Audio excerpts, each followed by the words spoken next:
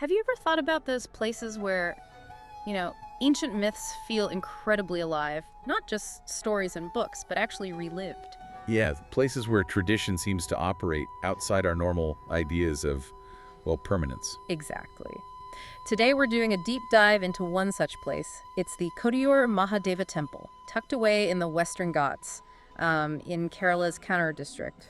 Really quite serene. And what makes Kottiyoor so fascinating, and what we really want to unpack for you, is how its structure tells a story. Mm.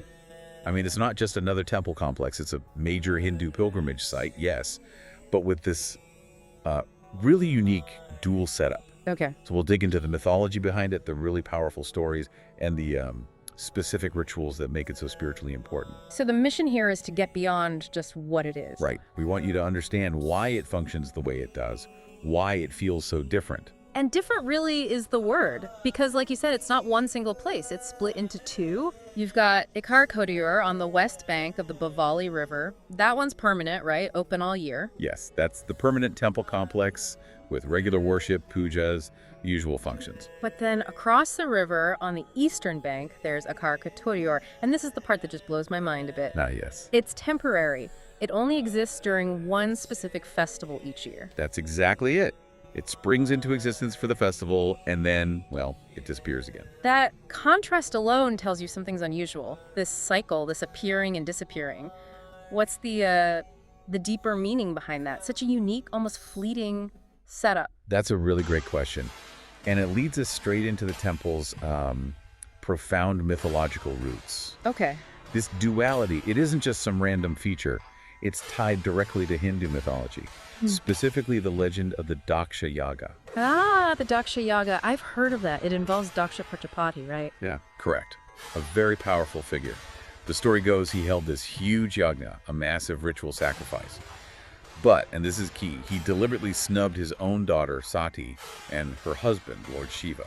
Didn't invite them. Wow. Okay, snubbing your daughter and Lord Shiva, that seems Yeah. unwise. Extremely unwise, and Sati's reaction was, well, intense. How did she respond? I imagine she wouldn't take that lightly. No, she didn't. The tradition says she was so deeply insulted, so hurt by her father's disrespect, that she actually immolated herself right there at the yagna site in protest. Oh my goodness, that's drastic. It is. And as you can imagine, this act absolutely enraged Lord Shiva. His grief, his fury, it was colossal. It said his anger literally threatened the stability of the entire cosmos. So cosmic level rage. If everything was about to unravel, how was order restored? Did someone step in? Exactly right. Things were getting chaotic. To pacify Shiva, to prevent total cosmic breakdown, Lord Vishnu had to intervene. Oh, okay. So another major deity gets involved. Yes. And the belief, the core belief at Kottiyoor, is that this very location embodies the divine presence of the Trimurti, the Holy Trinity of Brahma, Vishnu, and Shiva, all because of these foundational universe-shaking events. So the ground itself is considered holy because of this convergence of divine power. Precisely. It's hallowed ground, steeped in that immense divine drama. With a backstory that intense, the rituals and festivals must be incredibly significant. What are the main events we should know about? The absolute centerpiece is the Vaisakha Mahotsav. It's the festival for Kottiyoor. Right? It's this amazing 28-day event, happens every year around May, maybe June. And it starts with a really important ritual called Nayatam. Nayatam. What does that involve? It's essentially an anointing ceremony, usually involving ghee. Think of it as the formal spiritual kickoff for the entire festival period. Okay, so that opens the 28 days. How does it all wrap up? Are there other big ceremonies within that period? It culminates in another incredibly unique ceremony called Ilaniratam. But before that, there is a related ritual called Ilanir Vaipu. Elanir Vaipu. Elanir means tender coconut, right? Exactly. During Ilanir Vaipu, devotees offer thousands upon thousands of tender coconuts. It's a massive offering. Wow. And then during the Elaniratam, all the collected water from these coconuts is poured over the Shiva Linga. The linga there is Swayambhu, isn't it? Self-manifested. Yes, it's a Swayambhu Linga, an aniconic representation of Shiva that's believed to have emerged naturally. So this pouring of coconut water is this profound sacred cleansing and anointing. Just imagine the sight, the sound, the energy. It sounds absolutely mesmerizing. A really powerful collective act of devotion. It really is. Deeply profound. So taking all this together, the myth, the dual structure, these intense rituals, What's Kottiyoor's place today? Culturally, spiritually, where does it stand? Well, in the wider spiritual landscape, Kottiyoor holds immense significance. It's revered as one of the very earliest Shakti Pithas. Shakti Pithas, those are the sacred sites dedicated to Devi, to the divine feminine, originating from the story of Sati's body parts falling to earth, correct? That's the tradition, yes. These are incredibly important pilgrimage sites where Sati Devi, as Shakti, is worshipped.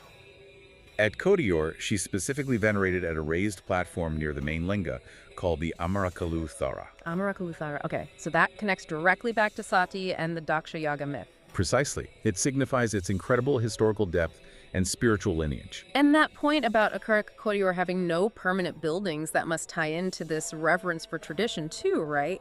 It feels very deliberate. Oh, absolutely. That's really crucial. The whole ethos of Kottiyoor emphasizes simplicity, a deep connection to ancient customs. The fact that Akaraka Kottiyoor is temporary, built anew each year with natural materials and then dismantled, it's not just some logistical thing. It shows profound respect for tradition and also for nature itself. It blends seamlessly into the forest environment. So visiting isn't just seeing a temple structure. Not at all. You're stepping into this living stream of ancient ritual, surrounded by the incredible natural beauty of the Western Ghats. It's an immersive spiritual experience. Okay, so let's try and recap this deep dive. We've looked at this really fascinating dual nature of Kottiyoor Mahadeva temple. Yeah. You've got the permanent Ikar side and the temporary Akari side. That essential contrast. We delved into the dramatic mythology, the Daksha Yaga legend, which is just foundational, involving Sati, Shiva's immense reaction, and the intervention of the Holy Trinity. And how that story is literally embedded in the site itself. Right. And then we walked through some of the vibrant ancient rituals of the Vaisakha Mahotsava, especially that kick off Nayatam, and the incredible coconut offerings of Elanir Vaipu leading to the Elaniratam. It really paints a picture of the temple's profound importance culturally and spiritually, being one of the earliest Shakti Pithas, with Sati Devi revered right there at the Amarakalu Thara. It's significant. Yeah. And that emphasis on simplicity, sticking to ancient ways, especially with no permanent buildings at Akaraka Kottiyoor, it's this beautiful reflection of respect for tradition and nature woven together. It truly is a remarkable fusion. Right. And that brings us to maybe a final thought for you, the listener, to chew on. What does it really mean, deep down, for a major spiritual center to be designed this way, to be temporary, to be rebuilt every single year, only to disappear again? Yeah. This cycle of appearance and disappearance, the sort of planned impermanence in the structure itself. What might that teach us about, say, the nature of devotion? Or the lasting power of myth, or even how sacred spaces can adapt and endure through time? It certainly makes you think differently about permanence, doesn't it? It really does. It suggests maybe tradition can thrive powerfully outside of static, unchanging structures, offering this unique spiritual encounter that renews itself year after year. Something to ponder.